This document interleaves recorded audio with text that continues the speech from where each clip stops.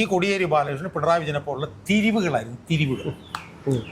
അത് ഞാൻ പറയുന്നതെന്ന് വെച്ചാൽ നമ്മളിപ്പോൾ ഒരു കൊട്ടയ്ക്കകത്ത് കുറേ ആപ്പിൾ നമ്മൾ ഇട്ടു എന്ന് വിചാരിക്കുക. നല്ല പഴുത്ത ആപ്പിളുകളൊക്കെ ആളുകൾ എടുത്തുകൊണ്ട് പോയി കഴിഞ്ഞിട്ട് 5-6 ആപ്പിൾ അതിനകത്ത് ബാക്കി കാണും. ചീഞ്ഞ ആപ്പിളുകൾ, അതിനകത്ത് കുറച്ച് ചീഞ്ഞത്, കുറച്ച് പുഴു വരിച്ചത്, കുറച്ച് കൂടുതൽ ചീഞ്ഞത് ഒക്കെ കാണും. ഈ ചീഞ്ഞ 5-6 ആപ്പിളുകളിൽ നിന്ന് ഒരെണ്ണം നമ്മളോട് തിരഞ്ഞെടുക്കാൻ പറഞ്ഞാൽ നമുക്ക് ഒന്നുകിൽ ഇച്ചിരി പുഴു വരിച്ചതോ അല്ലെങ്കിൽ ഇച്ചിരി ചീഞ്ഞതോ ഒക്കെ നമുക്ക് തിരഞ്ഞെടുക്കാൻ പറ്റും. അപ്പോൾ കണ്ണൂരത്തെ പാർട്ടിയുടെ അവസ്ഥ അതായിരുന്നു. നല്ല നേതാക്കന്മാരെല്ലാം രാഘവൻ്റെ കൂടെ പോയി കഴിഞ്ഞപ്പോഴത്തേക്ക് പിന്നെ ഒരു കോടിയേരി ബാലകൃഷ്ണനും ഒരു പിണറായി വിജയനും ഒക്കെ മാത്രമേ കോട്ടയ്ക്കകത്ത് ഉണ്ടായിരുന്നുള്ളൂ. അപ്പോൾ VS അച്യുതാനന്ദനെ സംബന്ധിച്ചിടത്തോളം അതിൽ നിന്ന് നോക്കിയപ്പോൾ കോടിയേരി ബാലകൃഷ്ണനെക്കാളും നല്ല തിരിവ് പിണറായി വിജയനാണെന്ന് പറഞ്ഞ് പൊക്കി. നമസ്കാരം. തദ്ദേശ തെരഞ്ഞെടുപ്പിൽ വളരെ ചരിത്രപരമായിട്ടുള്ള ഒരു തോൽവിയാണ് CPM-ന് ഏറ്റുവാങ്ങേണ്ടി വന്നത്. പക്ഷേ ഇപ്പോഴും തങ്ങളുടെ തോൽവി അംഗീകരിക്കാനോ അത് മനസ്സിലാക്കാനോ അത് തിരിച്ചറിയാനോ CPM അണികൾക്ക് കഴിഞ്ഞിട്ടില്ല എന്നുള്ളതാണ്. നേതാക്കന്മാർ അത് മനസ്സിലാക്കിയിരിക്കുന്നു എന്നുള്ളത് വേറെ കാര്യം. പക്ഷേ ഇന്നലെയും പാർട്ടി സെക്രട്ടറി ഗോവിന്ദൻ മാധ്യമങ്ങൾക്ക് മുന്നിൽ പറഞ്ഞത് ഭരണവിരുദ്ധ വികാരം ഇല്ല എന്നുള്ളതാണ്. പക്ഷേ CPIക്ക് ആ ഒരു വികാരമല്ല ഉള്ളത്. അവർ പിണറായി വിജയനെതിരെ ഒറ്റയാൾ പട്ടാളമാണ് എന്നുള്ള തരത്തിലൊക്കെ ആഞ്ഞടിച്ചിട്ടുണ്ട്. CPIയുടെ ഒരു ആഞ്ഞടിയുടെ ആഘാതമൊക്കെ എത്രയാണെന്ന് നമുക്കറിയാമെങ്കിൽ പോലും ഈ MP ഗോവിന്ദൻ്റെ ഇത്തരം നാണം കെട്ടൊരു പ്രസ്താവന, അതായത് ഭരണവിരുദ്ധ വികാരമാണെന്ന് പ്രസവിച്ച് മാസങ്ങൾ പോലും പ്രായമായിട്ടുള്ള എന്തെങ്കിലും ഒരു വിവേചന ബുദ്ധിയുള്ള ഒരു കുട്ടിക്ക് പോലും മനസ്സിലാക്കാൻ കഴിയുന്ന ഈ ഘട്ടത്തിൽ എന്തിനാണ് ഇങ്ങനെ ഒരു ഉളുപ്പില്ലാത്തൊരു ന്യായീകരണം വീണ്ടും ഈ പാർട്ടി സെക്രട്ടറി ന്യായീകരിച്ചുകൊണ്ടിരിക്കുന്നത്? അത് എത്രത്തോളം അത് ഗുണം ചെയ്യുമോ അതോ ദോഷം ചെയ്യുമോ എന്നുള്ള കാര്യം. അതായത് നമ്മൾ ഈ കമ്മ്യൂണിസ്റ്റ് നേതാക്കന്മാരെ സംബന്ധിച്ചിടത്തോളം അവരുടെ രാഷ്ട്രീയ ബോധം, അവരുടെ പ്രത്യയശാസ്ത്ര ശുദ്ധി, അവരുടെ സംഘടനാ പാടവം, അതൊക്കെയാണ് കഴിഞ്ഞ കുറച്ച് കാലം മുമ്പ് വരെ CPM-ൻ്റെ ഔദ്യോഗിക സ്ഥാനങ്ങളിലേക്ക് വന്നുകൊണ്ടിരുന്നവരുടെ മുഖമുദ്ര. നമ്മളിപ്പം പാർട്ടി വളർന്ന സമയം മൂലം നമ്മൾ എടുത്തു നോക്കിക്കഴിഞ്ഞാൽ CH Kanaran, EMS, Nayanar, VS, അവിടെയൊക്കെ വരെ ഇതൊക്കെയായിരുന്നു മുഖമുദ്ര. ഇപ്പം നായനാർ പ്രത്യേകിച്ച് പറയണ്ട സംഘടനാ പാടവം, അത് PS-ൻ്റെ ഒരു പാർട്ടി അച്ചടക്കം സംഘടനാ പാടവം, EMS-നെയും ഒക്കെ വെച്ച് നോക്കുമ്പോഴത്തേക്കും പ്രത്യയശാസ്ത്ര ശുദ്ധി, CH കണാരനെ സംബന്ധിച്ചിടത്തോളം സംഘടനാ പാടവം. അപ്പോൾ CPM-ൻ്റെ ഏറ്റവും മുതിർന്ന പ്രത്യയശാസ്ത്ര ശുദ്ധിയും സംഘടനാ പാഠവും ഒക്കെ ഉള്ള കേഡർമാരാണ് ആ CPM-ൻ്റെ സംസ്ഥാന സെക്രട്ടറിമാരായിട്ട് സാധാരണഗതിയിൽ വരിക. എന്നാൽ ഇതിന് മാറ്റം ഉണ്ടായത് എപ്പോഴാണ്? ഇതിന് മാറ്റം ഉണ്ടായത് 1998-ലാണ്. അത് യഥാർത്ഥത്തിൽ ഞാൻ VS അച്യുതാനന്ദനെ കൂടെ വിമർശിക്കും. കാരണം അന്ന് VS അച്യുതാനന്ദൻ തൻ്റെ ഒപ്പം നിന്ന ഈ സ്ഥാനത്തേക്കൊന്നും വരാൻ ഒരു യോഗ്യതയുമില്ലാത്ത ഒരു നേതാവിനെ 1998-ൽ പാർട്ടി സെക്രട്ടറി സ്ഥാനത്ത് അവരോധിച്ചതിൻ്റെ ഗതികേടാണ് യഥാർത്ഥത്തിൽ നമ്മളിപ്പം അനുഭവിച്ചിട്ടുണ്ട്. അത് എന്താ സംഭവിച്ചതെന്ന് 1998-ൽ നടന്ന സംഭവം എന്ന് വെച്ചാൽ അതിൻ്റെ കുറച്ച് ബാക്ക്ഗ്രൗണ്ട്, കുറച്ച് പുറകിലേക്ക് നമ്മൾ പോയാൽ 80കളുടെ മധ്യത്തിലാണ് ഈ രാഘവൻ പാർട്ടിയിൽ നിന്ന് MP രാഘവൻ ബദൽ രേഖയുമായി ബന്ധപ്പെട്ട് രാഘവൻ പോയപ്പോൾ കണ്ണൂരിൽ നിന്നുള്ള പ്രത്യയശാസ്ത്ര ശുദ്ധിയുള്ള ഉന്നത നിലവാരം പുലർത്തുന്ന പല നേതാക്കന്മാരും, ഇപ്പോൾ പുത്തലത്ത് നാരായണൻ അല്ലെങ്കിൽ O ഭരതൻ, അങ്ങനെയുള്ള പ്രത്യയശാസ്ത്ര ശുദ്ധിയുള്ള പല ഒന്നാംകിട നേതാക്കന്മാരും ഒന്ന് രാഘവൻ്റെ പോയി. അപ്പോൾ കണ്ണൂരിലെയാണ് ഏറ്റവും വലിയ പാർട്ടി. പക്ഷേ നേതാക്കന്മാർ പ്രത്യയശാസ്ത്ര ശുദ്ധിയുള്ളവർ അങ്ങോട്ട് പോയി കഴിഞ്ഞപ്പോൾ പിന്നെ ബാക്കി ഉണ്ടായിരുന്നത് ഞാൻ പലപ്പോഴും പറഞ്ഞ പോലെ ഈ കോടിയേരി ബാലകൃഷ്ണൻ പിണറായി വിജയനെ പോലുള്ള തിരിവുകളായിരുന്നു, തിരിവുകൾ. അത് ഞാൻ പറയുന്നതെന്ന് വെച്ചാൽ നമ്മളിപ്പോൾ ഒരു കൊട്ടയ്ക്കകത്ത് കുറേ ആപ്പിൾ നമ്മൾ ഇട്ടു എന്ന് വിചാരിക്കുക. നല്ല പഴുത്ത ആപ്പിളുകളൊക്കെ ആളുകൾ എടുത്തുകൊണ്ട് പോയി കഴിഞ്ഞിട്ട് 5-6 ആപ്പിൾ അതിനകത്ത് ബാക്കി കാണും. ചീഞ്ഞ ആപ്പിളുകൾ, അതിനകത്ത് കുറച്ച് ചീഞ്ഞത്, കുറച്ച് പുഴു വരിച്ചത്, കുറച്ച് കൂടുതൽ ചീഞ്ഞത് ഒക്കെ കാണും. ഈ ചീഞ്ഞ 5-6 ആപ്പിളുകളിൽ നിന്ന് ഒരെണ്ണം നമ്മളോട് തിരഞ്ഞെടുക്കാൻ പറഞ്ഞാൽ നമുക്ക് ഒന്നുകിൽ ഇച്ചിരി പുഴു വരിച്ചതോ അല്ലെങ്കിൽ ഇച്ചിരി ചീഞ്ഞതോ ഒക്കെ നമുക്ക് തിരഞ്ഞെടുക്കാൻ പറ്റും. അപ്പോൾ കണ്ണൂരത്തെ പാർട്ടിയുടെ അവസ്ഥ അതായിരുന്നു. നല്ല നേതാക്കന്മാരെല്ലാം രാഘവൻ്റെ കൂടെ പോയി കഴിഞ്ഞപ്പോഴത്തേക്ക് പിന്നെ ഒരു കോടിയേരി ബാലകൃഷ്ണനും ഒരു പിണറായി വിജയനും ഒക്കെ മാത്രമേ കോട്ടയ്ക്കകത്ത് ഉണ്ടായിരുന്നുള്ളൂ. അപ്പോൾ VS അച്യുതാനന്ദനെ സംബന്ധിച്ചിടത്തോളം അതിൽ നിന്ന് നോക്കിയപ്പോൾ കോടിയേരി ബാലകൃഷ്ണനെക്കാളും നല്ല തിരിവ് പിണറായി വിജയനാണെന്ന് പറഞ്ഞ് പൊക്കി. നമ്മൾ പിണറായി വിജയൻ മന്ത്രിയായി കഴിഞ്ഞപ്പോൾ ഉള്ള കാലം നമ്മളൊന്ന് ആലോചിച്ചു. പിണറായി വിജയൻ മന്ത്രിയായിരുന്ന സമയത്താണ് ലാവ്ലിൻ കേസ് വരുന്നത്. ആ ലാവ്ലിൻ കേസിൻ്റെ ആരോപണങ്ങൾ ആ 2006 കാലഘട്ടത്തിൽ എന്തുമാത്രം ആരോപണങ്ങളായിരുന്നു പിണറായി വിജയനെതിരെ ഉണ്ടായിരുന്നത്. 2007-ൽ അയാൾക്കെതിരെ CBI അന്വേഷണം വന്നു. CBI അന്വേഷണം വന്നപ്പോൾ എന്ത് സംഭവിച്ചു? പാർട്ടിയുടെ പോളിറ്റ് ബ്യൂറോ അംഗവും സംസ്ഥാന സെക്രട്ടറി അഴിമതി കേസിൽ പ്രതിയായി. അത് പാർട്ടിയുടെ ചരിത്രത്തിൽ ഉണ്ടായിട്ടില്ല. അവിടെ വെച്ച് പിണറായി വിജയൻ എന്ത് ചെയ്തു? ഈ അണികളുടെ ഈ മുഴുവൻ കെട്ടങ്ങ് പൊട്ടിച്ചിട്ട് പറഞ്ഞു, നിങ്ങൾ അഴിമ നടത്തെങ്കിൽ അഴിമ നടത്തിക്കൂ, നിങ്ങൾ ഭൂമി കൈയേറണമെങ്കിൽ ഭൂമി കൈയേറിക്കോ, നിങ്ങൾ പെണ്ണ് പിടിക്കണമെങ്കിൽ പെണ്ണ് പിടിച്ചോ, നിങ്ങൾ പോലീസ് സ്റ്റേഷനിൽ കയറി കൈകാര്യം ചെയ്യണമെങ്കിൽ കൈകാര്യം ചെയ്തെന്ന് പറഞ്ഞ് ഈ പാർട്ടി അണികളെ അങ്ങോട്ട് അഴിച്ചു വിട്ടു. കാരണം എന്താണ്? അഴിമതിക്കാരനായിട്ടുള്ള ഇയാൾക്ക് പാർട്ടി സംസ്ഥാന സെക്രട്ടറി ആയിരിക്കണം. അങ്ങനെ അയാൾ 4 ടേം കൊണ്ടിരുന്നു. ആ 4 ടേം കൊണ്ടാണ് ഈ പാർട്ടി തകർന്ന് തരിപ്പണമായി. അതിനുശേഷം അയാൾ 2014 15 അയാൾ പിന്നെ പാർട്ടി സെക്രട്ടറി സ്ഥാനത്ത് നിന്ന് മാറിയപ്പോൾ കോടിയേരി ബാലകൃഷ്ണൻ വന്നു. കോടിയേരി ബാലകൃഷ്ണൻ പറഞ്ഞ പോലെ തിരിവായിരുന്നു. പാർട്ടിയുടെ ഒരു കീഴ്വഴക്കം എന്ന് പറഞ്ഞാൽ എന്താണ്? പാർട്ടി സെക്രട്ടറിയാണ് ഭരിക്കുന്നത്. അപ്പോൾ മുഖ്യമന്ത്രിയെ പോലും ഭരിക്കുന്നത് പാർട്ടി സെക്രട്ടറി. അങ്ങനെയാണ് 2016, 2006, 2011 കാലഘട്ടത്തിൽ പിണറായി പിന്നെ അച്യുതാനന്ദൻ മുഖ്യമന്ത്രി ആയിരുന്നെങ്കിലും ഭരിച്ചത് കോടിയേരി ഇയാളാണ്, പിണറായി വിജയനാണ്. പക്ഷേ കോടിയേരി ബാലകൃഷ്ണൻ വന്നപ്പോൾ എന്ത് സംഭവിച്ചു? പിണറായി വിജയൻ മുഖ്യമന്ത്രി ആയി കഴിഞ്ഞോടുകൂടി പാർട്ടിയുടെ അധികാരവും ഗവൺമെൻറ് അധികാരവും പിണറായി വിജയൻ കൊണ്ടുപോയി. മനസ്സിലായി?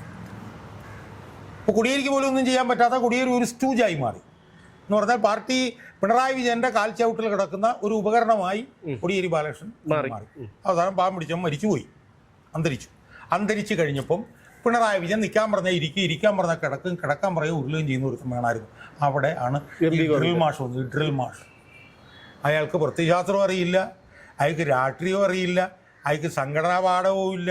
എനിക്ക് തോന്നുന്നത് CPM ചരിത്രത്തിൽ എനിക്കറിയില്ല ഏറ്റവും മോശം. ഇപ്പോൾ പിണറായി വിജയൻ നടന്നപ്പോൾ അയാളെക്കുറിച്ചൊരു ഭയമെങ്കിലും ഉണ്ടായിരുന്നു ഈ അണികൾ. ഇപ്പോൾ അണികൾക്ക് ഒരു ഭയവും ഇല്ല, കാശിന് കൊള്ളില്ല. പത്രസമ്മേളനത്തിന് വരുമ്പോൾ ഈ മാധ്യമ പ്രവർത്തകർ ഉൾപ്പെടെയുള്ളവർക്ക് ചിരി കടിച്ചമർത്തിയാണ് നിൽക്കുന്നത്. നമ്മുടെ ഈ സർക്കസിലേക്ക് ഈ ക്ലൗണില്ലേ, ക്ലൗൺ എന്താ എൻ്റെ മലയാളം എന്താണെന്ന് എനിക്കറിയില്ല, ഈ ബഫൂൺ, അതുപോലൊരു ബഫൂണായിട്ടാണ് ഇയാളെ നമുക്ക് തോന്നുക. ഇയാൾ എത്രയോ അബദ്ധങ്ങൾ, പരമ അബദ്ധങ്ങളും അസംബന്ധങ്ങളും വിളിച്ചു പറഞ്ഞിരിക്കുന്നു. ഞാനത് പറയുന്നത് ഇന്നലെ തന്നെ അയാൾ എന്തൊക്കെയാണ് പറഞ്ഞത് നമ്മളൊന്ന് ആലോചിച്ചു. അയാളോട് ചോദിക്കുകയാണ്, UDF തോറ്റാൽ പിന്നെ സതീശൻ വനവാസത്തിന് പോകുമെന്ന് പറയുന്നല്ലോ, നിങ്ങൾ വനവാസത്തിന് പോകുമോ എന്ന് ചോദിക്കുമ്പം അതിനെ പൊളിറ്റിക്കലായി മറു കൊടുക്കുന്നവർ ഞാൻ വനവാസത്തിനൊന്നും പോവില്ല എന്നിട്ട് അയാൾ പറഞ്ഞു വരികയാണ്. അയാൾ പറയുകയാണ് ഭരണവിരുദ്ധ വികാരം ഇല്ല. നിങ്ങളൊന്ന് ആലോചിച്ച് നോക്കേണ്ട സുഖം. അതായത് 70% അടുത്ത് തദ്ദേശ സ്വയംഭരണ സ്ഥാപനങ്ങൾ ഭരിച്ചുകൊണ്ടിരുന്നൊരു പാർട്ടിയാണ് ഈ പാർട്ടി. 2020-ലും 2015-ലും ഇവരാണ് അധികാരത്തിലുണ്ടായിരുന്നത്. അവർ 10-70% പഞ്ചായത്തുകളിൽ ഭരിക്കുന്നു. അതോടൊപ്പം തന്നെ 10 വർഷമായിട്ട് അവരുടെ ഭരണം ഇവിടെ നിലനിൽക്കുന്നു.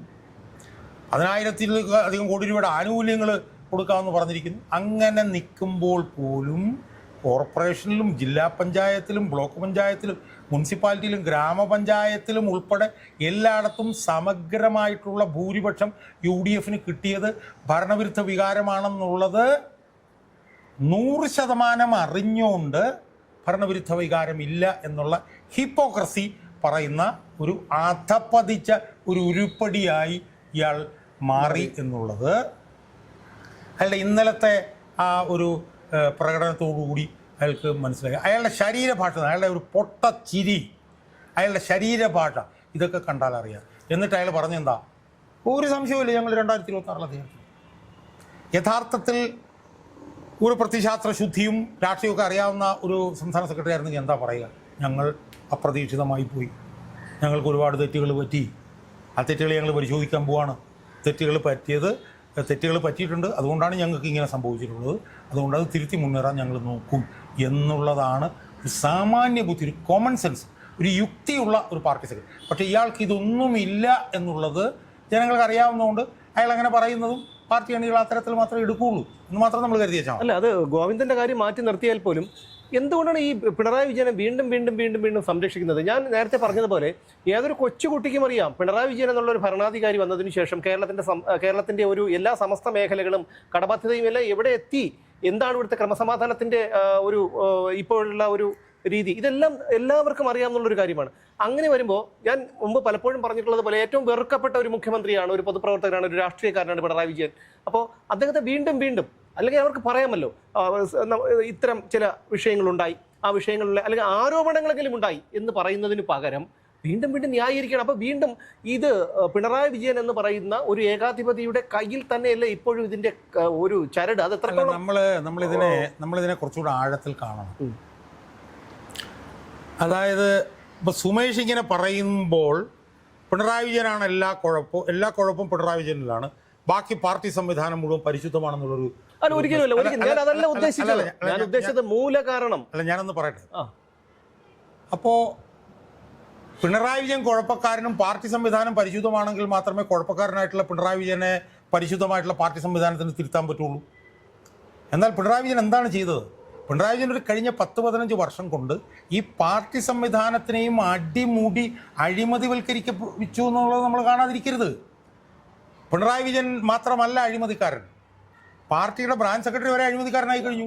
ശരിയാണ്. ഞാൻ പറഞ്ഞ അതുകൊണ്ടാണ് പാർട്ടി സെക്രട്ടറിക്ക് പ്രശ്നമുണ്ട്, പാർട്ടി സെക്രട്ടറിയുടെ മകനുമായി ബന്ധപ്പെട്ട് പ്രശ്നമുണ്ട്, പാർട്ടി സെക്രട്ടറിയിലുള്ളവർക്കെതിരായിട്ടൊക്കെ പ്രശ്നങ്ങളുണ്ട്, പാർട്ടി സംസ്ഥാന കമ്മിറ്റിയിലുള്ളവരുമായി ബന്ധപ്പെട്ടുള്ളവർക്ക് പ്രശ്നങ്ങൾ. അല്ല, ഇവരാരെയും ഉയർത്തി കാണിച്ചല്ല തെരഞ്ഞെടുപ്പ് പ്രചാരണം നടത്തിയത്. അവരുടെ ഒരു ബ്രാൻഡ് അംബാസഡർ. ഇപ്പൊ കിങ് ബീഡിയിൽ രാജാവിന്റെ പടം വെക്കും പോലെ CPM-ന്റെ പ്രചാരണത്തിൽ പിണറായി വിജയന്റെ പടമാണ്. അല്ല, അതെങ്ങനെയാണെന്ന് പറയുമ്പോൾ അവിടെയുള്ള പ്രശ്നം നമ്മൾ കാണേണ്ടത് അടിത്തട്ട് വരെ അഴിമതിയിൽ മുങ്ങിക്കുളിച്ചൊരു സംവിധാനമാണ് ഇവിടെ ഇരിക്കുന്നത്.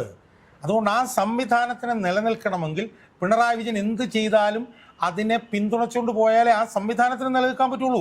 ഇപ്പോൾ പാർട്ടി സംസ്ഥാന കമ്മിറ്റിയിൽ 70%-80% പേർക്കും പാർട്ടിയിൽ സ്ഥാനങ്ങൾ കൊടുത്തിരിക്കുന്നത് പിണറായി വിജയനാണ്. അവർക്ക് 70%-80% ആളുകൾക്കും സർക്കാരിൽ ഉന്നത സ്ഥാനങ്ങൾ കൊടുത്തിരിക്കുന്നത് പിണറായി വിജയനാണ്. സ്വാഭാവികമായും പിണറായി വിജയൻ തെറ്റുകൾ കാണിക്കുമ്പോൾ പിണറായി വിജയനെ എതിർക്കാൻ അവർക്ക് കഴിയില്ല. കാരണം അവരും അഴിമതിവൽക്കരിക്കപ്പെട്ടവരാണ്. അപ്പോൾ പിണറായി വിജയൻ കഴിഞ്ഞ 10-15 വർഷക്കാലം ചെയ്ത പണി എന്താണെന്ന് നമ്മൾ നോക്കണം. പിണറായി വിജയൻ വളരെ ക്ലിനിക്കൽ പ്രിസിഷനിലോടുകൂടി ഈ പാർട്ടി സംവിധാനത്തെ അടിമുടി അഴിമതിവൽക്കരിക്കപ്പെട്ടു. ഇപ്പം പാർട്ടി സെക്രട്ടറി നോക്കൂ. പാർട്ടി സെക്രട്ടറിയുടെ മകനുമായി ബന്ധപ്പെട്ടുകൊണ്ട് അതിഗുരുതരമായിട്ടുള്ള ആരോപണങ്ങളല്ലേ വന്നിട്ടുള്ളത്. ഒരു രാജേഷ് കൃഷ്ണൻ എന്ന് പറഞ്ഞ ഒരുത്തൻ ഇവരുടെ കള്ളപ്പണ ഇടപാടുകൾ മുഴുവൻ അവിടെ നിന്നുകൊണ്ട് ചെയ്തു കൊടുക്കുന്നു. അയാളുമായിട്ട് ഇയാൾക്ക് ബന്ധമൊന്നും പറഞ്ഞിട്ട് അർത്ഥശങ്കയില്ലാത്ത തെളിവുകളല്ലേ വന്നിട്ടുള്ളത്. പലതരത്തിലുള്ള ആരോപണ വിധേയരല്ലേ പാർട്ടി സംസ്ഥാന സെക്രട്ടേറിയറ്റിലുള്ളവർ. ഈവൻ ദേശീയ സെക്രട്ടറിക്കെതിരെ പോലും ആരോപണങ്ങളില്ലേ. സംസ്ഥാന കമ്മിറ്റിയിലുള്ള എത്രയോ പേർക്കെതിരെ ആരോപണങ്ങളുണ്ട്. ബാക്കിയുള്ളവർക്കെല്ലാം ഇയാൾ സ്ഥാനങ്ങൾ കൊടുത്ത് ലക്ഷക്കണക്കിന് രൂപ അവർക്ക് വരുമാനം ഉണ്ടാക്കുന്ന നിലയിലേക്ക് ഇതിനെ മാറ്റി വെച്ചിരിക്കുകയാണ്. അപ്പോൾ ആ സാഹചര്യത്തിൽ വേണം പിണറായി വിജയനെതിരെ എതിർപ്പുകളില്ലാത്തതിനെ നമ്മൾ കാണാൻ. സംസ്ഥാന കമ്മിറ്റിയിൽ ഒരാളെയെങ്കിലും പിണറായി വിജയനെതിരെ തലയുയർത്തി നിൽക്കുന്നതായിട്ട് നമുക്ക് കാണാൻ കഴിയില്ല. അവസാനമായിട്ട് കാണാൻ കഴിഞ്ഞിരുന്നത് ആ ചന്ദ്രൻപിള്ളയായിരുന്നു. അയാൾ പക്ഷേ ആ മരംകൊള്ളക്കാരൻ്റെ മറ്റേ സ്റ്റേഡിയത്തിൻ്റെ വിഷയം വന്നപ്പോൾ അയാളും പോയി. അപ്പോൾ ഒരാൾ പോലും ഈ പറഞ്ഞ പോലെ അയാൾക്കെതിരെ തലയുയർത്തി നിൽക്കില്ല എന്ന് ഉറപ്പ് വരുത്തത്തക്ക വിധത്തിൽ ഓരോരുത്തരെയും എടുത്ത് ഒന്നിൽ അവരെ അഴിമതിവൽക്കരിക്കുക, അല്ലെങ്കിൽ അവർക്ക് സ്ഥാനം കൊടുക്കുക, അല്ലെങ്കിൽ സർക്കാരിൽ സ്ഥാനം കൊടുക്കുക, അല്ലെങ്കിൽ മന്ത്രിസ്ഥാനം കൊടുക്കുക. ആ നിലയിൽ മുഴുവൻ ആളുകളെയും ഇയാൾ വരിയുടച്ച് നിർത്തിയിരിക്കുകയാണ്. അതുകൊണ്ട് തന്നെ ഈ പാർട്ടിയുടെ നേതൃത്വത്തിലുള്ള ഒരാൾക്ക് പോലും പിണറായി വിജയനെതിരെ ഒരു വാക്ക് പോലും പറയാൻ കഴിയാത്ത നിലയിലുള്ള സുസംഘടിതമായിട്ടുള്ള അഴിമതിവൽക്കരണവും ആണ് പിണറായി വിജയൻ കഴിഞ്ഞൊരു 10-15 വർഷക്കാലം നടത്തിക്കൊണ്ടു. അതുകൊണ്ടാണ് പിണറായി വിജയൻ പിണറായി വിജയൻ ഇപ്പോൾ രാത്രിയാണെന്ന് പറഞ്ഞാൽ പോകുന്ന പത്രസമ്മേളനം നടത്തിയിട്ട് ഇത് രാത്രിയാണെന്ന് പറയും. ആ നിലയിലേക്ക് പോകുമ്പോൾ അതിന് നമ്മൾ അങ്ങനെയാണ് കാണേണ്ടത് എന്നാണ് എനിക്ക്. പക്ഷേ ഇത് തീർച്ചയായിട്ടും ഒറ്റ ചോദ്യത്തോടു കൂടി അവസാനിപ്പിക്കാം. ഇപ്പോൾ കനത്തൊരു ഒരു പക്ഷേ ചരിത്രത്തിൽ തന്നെ ഏറ്റവും വലിയൊരു പരാജയമായിരിക്കും ഇത്. അങ്ങനെയാണെങ്കിൽ ഈ 6 മാസങ്ങൾക്കപ്പുറം നടക്കാൻ പോകുന്ന നിയമസഭാ തെരഞ്ഞെടുപ്പിനെ ഇത് എത്രത്തോളം ബാധിക്കും എന്നുള്ളതാണ്. കാരണം പാർട്ടി സെക്രട്ടറി ഇപ്പോഴും എന്ന് പറയുന്നത് 26-ൽ ഞങ്ങൾ അധികാരം പിടിക്കും എന്നുള്ളതാണ്. ഇതില് ഞാൻ ഈ പറഞ്ഞതിൽ നിന്ന് നമ്മൾ മുന്നോട്ട് പോകുമ്പോൾ ഒരു കാരണം കാണണം. ഞാൻ പറഞ്ഞത് എന്താണ്? പിണറായി വിജയൻ ഇതിനെ അടിമുടി അഴിമതിവൽക്കരിച്ചു എന്ന് പറയുമ്പോൾ ഈ പാർട്ടിയുടെ സംഘടനാ സംവിധാനത്തെയാണ് അയാൾ അഴിമതിവൽക്കരിച്ചിരിക്കുന്നത്. ഈ പാർട്ടി സെക്രട്ടറി മുതൽ ബ്രാഞ്ച് സെക്രട്ടറി വരെ ഉള്ളവരിൽ ഭൂരിപക്ഷം പേരെയാണ് അയാൾ അഴിമതിവൽക്കരിച്ചിരിക്കുന്നത്. പക്ഷേ ഈ പാർട്ടിയുടെ അണികൾ ഇപ്പോൾ പാർട്ടിക്ക് 5 ലക്ഷം പാർട്ടി മെമ്പർമാരുണ്ട്, 25 ലക്ഷം മെമ്പർമാർ CITUവിലുണ്ട്, 4-4.5 ലക്ഷം പേര് NGO യൂണിയനിലുണ്ട്, KST ഉണ്ട്, മറ്റുണ്ട് മറിച്ച്. അവിടെയൊക്കെ ലക്ഷക്കണക്കിന് അണികൾ മനസ്സിലായി. അവരഴിമതിക്കാരല്ല. അവരുടെ ഒരു തിരിച്ചടിയാണ്. അതുപോലെ തന്നെ പാർട്ടിയുടെ അഭ്യുതകാംക്ഷികളുണ്ട്, ഫെലോ ട്രാവലേഴ്സ് ഉണ്ട് പൊതുജനങ്ങളുടെ ഇടയിൽ. അവരാണ് ഓരോ തെരഞ്ഞെടുപ്പിലും ശരി തെറ്റുകൾ തീരുമാനിക്കുന്നത്. അവരാണ് മുഖത്ത് അടി കൊടുത്തിരിക്കുന്നത്. മനസ്സിലായില്ലേ? അവരുടെ വോട്ട് കൊണ്ടാണ് എല്ലാ തട്ടിലും തോറ്റത്. ഇപ്പോൾ തിരുവനന്തപുരം കോർപ്പറേഷനിൽ തന്നെ നമ്മൾ എടുക്കൂ. തിരുവനന്തപുരം കോർപ്പറേഷനിൽ 52 ഉണ്ടായിരുന്ന 29ലേക്ക് പോയി CPM. അണികൾ വരണ്ടാന്ന് തീരുമാനിച്ചിട്ടാണ്. ഞാൻ പിന്നെ കണക്കെടുത്ത് നോക്കുമ്പോൾ 23 സീറ്റ് പോയാൽ 12 CPM-ൽ നിന്ന് BJP-യിലേക്കാണ് പോയത്. 11 CPM നിന്ന് UDF-ലേക്കാണ് പോയത്. 12 12 ആ 12 പിന്നെ BJP 12 UDF 12 അല്ല 12 11 എന്തായാലും ആട്ടെ. അപ്പം CPM-കാർ പകുതി BJP-ക്കും പകുതി UDF-നും ചെയ്തു. എന്തിനു ചെയ്തു? കോർപ്പറേഷനിൽ CPM വരാൻ പാടില്ല. അപ്പം അണികളുണ്ടല്ലോ, അണികൾ ഈ നേതൃത്വത്തിനും ഈ സംഘടന അഴിമതിവൽക്കരിക്കപ്പെട്ട സംഘടനാ സംവിധാനത്തിനെതിരാണ്. അവരും അടുത്ത തവണയും അവർ ഇതിന് എതിരായിരിക്കും. കാരണം അവരെ സംബന്ധിച്ചിടത്തോളം, ഈ അണികളെ സംബന്ധിച്ചിടത്തോളം, ഈ ഫെലോ ട്രാവലേഴ്സ് അഭ്യുദയകാംക്ഷികളെ സംബന്ധിച്ചിടത്തോളം ഇനി ഇത് വരുന്നത് അവർ അനുവദിക്കില്ല. എന്തുകൊണ്ട് അനുവദിക്കുന്നില്ല? ഇതൊരു തവണയും കൂടെ വന്നാൽ പിന്നെ എന്നേക്കുമായി ഇത് തീർന്നു പോകും. അവരിപ്പോൾ വിശ്വസിക്കുന്നത് എന്താ? ഇത് ഒരു 5 വർഷം പുറത്തു നിന്നാൽ ചിലപ്പോൾ ഇത് നവീകരിക്കപ്പെടും എന്നാണ് അവരുടെ വിശ്വാസം. അതുകൊണ്ട് അടുത്ത 5 വർഷമെങ്കിലും ഇത് കേരളത്തിൽ വരില്ല എന്ന് ഉറപ്പുവരുത്താൻ പോകുന്നത് UDF-ൻ്റെ അണികളോ ഒന്നുമല്ല, ഇടതുപക്ഷത്തിൻ്റെ അണികൾ, ഇടതുപക്ഷത്തിൻ്റെ താഴെത്തട്ടിലുള്ള സാധാരണ ജനങ്ങളും പാർട്ടി മെമ്പർമാരും NGO യൂണിയൻകാരും അവർ ഉൾപ്പെടെയുള്ള ലക്ഷക്കണക്കിന് ആളുകളുണ്ട്. അവർ ഇതിൻ്റെ തോൽവി ഉറപ്പുവരുത്തും. ഇതൊരു സെമി ഫൈനൽ മാത്രമാണ്. ഇതിനപ്പുറത്തേക്ക് നിയമസഭാ തെരഞ്ഞെടുപ്പ് പോകും. തെരഞ്ഞെടുപ്പിൽ വലിയ തിരിച്ചടി LDF-നുണ്ടാകും എന്നുള്ള കാര്യത്തിൽ ഒരു സംശയമില്ല. ഉറപ്പായും. കാരണം അവരുടെ അവകാശങ്ങൾ വരെ നിഷേധിക്കപ്പെട്ട നിരവധി പാർട്ടി അണികൾ പോലുമുണ്ട്. മുകളിൽ ഉള്ളവർക്ക് മാത്രമാണ് ഒരു പരിഗണനയും ആനുകൂല്യങ്ങളും ഒക്കെ കിട്ടിയത്. പക്ഷേ ഈ സാധാരണക്കാരായ വോട്ടർമാർ ഇതെല്ലാം കണ്ടുകൊണ്ടിരിക്കുകയായിരുന്നു. അവർ കൃത്യസമയത്ത് CPM-ന് തിരിച്ചടി കൊടുത്തു. എന്തായാലും ഞാൻ മുമ്പ് പറഞ്ഞ ഒരു കാര്യം വീണ്ടും ആവർത്തിക്കാം. നീണ്ട 33 കൊല്ലങ്ങൾ വേണ്ടി വന്നു പശ്ചിമ ബംഗാളിനെ തകർത്തു തരിപ്പണമാക്കാൻ ബുദ്ധദേവ് ഭട്ടാചാര്യയ്ക്കും ജ്യോതി ബസുവിനും. പക്ഷേ പിണറായി വിജയൻ 9.5 കൊല്ലം തികച്ചു വേണ്ടി വന്നില്ല കേരളത്തെ തകർത്തു തരിപ്പണമാക്കാൻ എന്നുള്ളതാണ്. എന്തായാലും ഈ തിരിച്ചടി കിട്ടിയിരിക്കുന്നത് സ്വന്തം അണികളിൽ നിന്ന് തന്നെയാണ് എന്ന് മനസ്സിലാക്കേണ്ടിയിരിക്കുന്നു. അതുമാത്രമല്ല, ഇന്നലത്തെ പാർട്ടി സെക്രട്ടറിയുടെ ഒരു വിശദീകരണം ഒരു തെറ്റ് പറ്റിപ്പോയി, അത് ഭരണവിരുദ്ധ വികാരമാണ്, ചെയ്യാൻ പാടില്ലാത്തത് അല്ലെങ്കിൽ പ്രവർത്തിക്കാൻ പാടില്ലാത്തത് പലതും പരിചയക്കുറവ് കൊണ്ടോ അല്ലെങ്കിൽ മറ്റെന്തെങ്കിലും കാരണങ്ങൾ കൊണ്ടോ സംഭവിച്ചു പോയി, ഇനി ഞങ്ങളത് തിരുത്തി മുന്നേറും എന്നുള്ള ഒരു വിശദീകരണമാണ് പാർട്ടി സെക്രട്ടറി നൽകിയിരുന്നതെങ്കിൽ പോലും അണികൾ തൃപ്തരാകുമായിരുന്നു. പല അണികളും അസംതൃപ്തരാണ് അതിൽ തന്നെ. അതുകൊണ്ട് തന്നെ 6 മാസത്തിന് ശേഷം നടക്കുന്ന ഒരു തെരഞ്ഞെടുപ്പിൽ CPM എന്ന പ്രസ്ഥാനം എന്നേക്കുമായി ഒരു തകർന്ന് പോകുന്ന ഒരു കാഴ്ചയായിരിക്കും കേരളം കാണാൻ പോകുന്നത്.